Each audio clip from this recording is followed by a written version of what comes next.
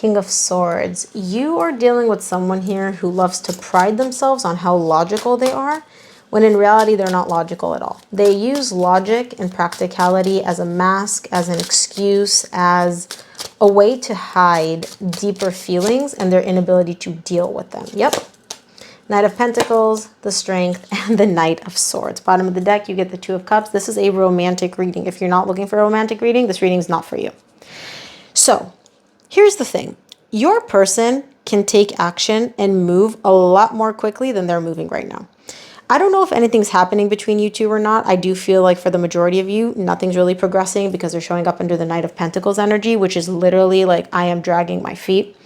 Now, your person can move faster. They can reach out, they can take action, and they also feel like the responsibility of doing something in this connection between you and them falls on them. They're not looking to you like, oh, you should text me, you should call me, you should talk to me. They're not blaming you, putting this on you at all. They're like, I'm the one that needs to take action here. It has to come from me. Now, can they take action? Yes. Are they taking action? No. Why? Because it doesn't make sense for them to at this point. Okay, when it comes to this romantic relationship, they're thinking of this logically and they're like, it just doesn't make sense for me to take action right now. Now, this is very difficult for them because I'll see in the extended exactly why, but it has to do with the logic. They're not even fully, I don't know if buying is the right word, but they're even having a difficult time with their own logic. They're still acting based on what they think is logical, which is just complete excuse. But they're showing me like, even I'm having a bit of a hard time with this because I know I can do more and I know I want to do more, but I'm not.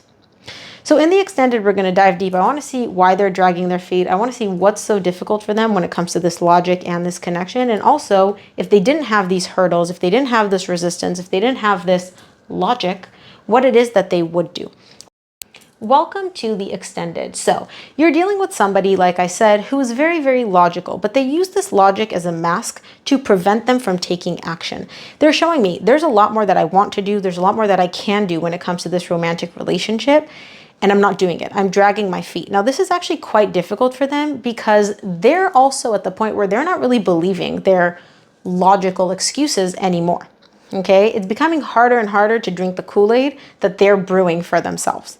So let's see, first of all, why they're dragging their feet, why things aren't moving more rapidly, because they're showing me like, I could do more, but I'm dragging my feet and I'm not doing more. Why?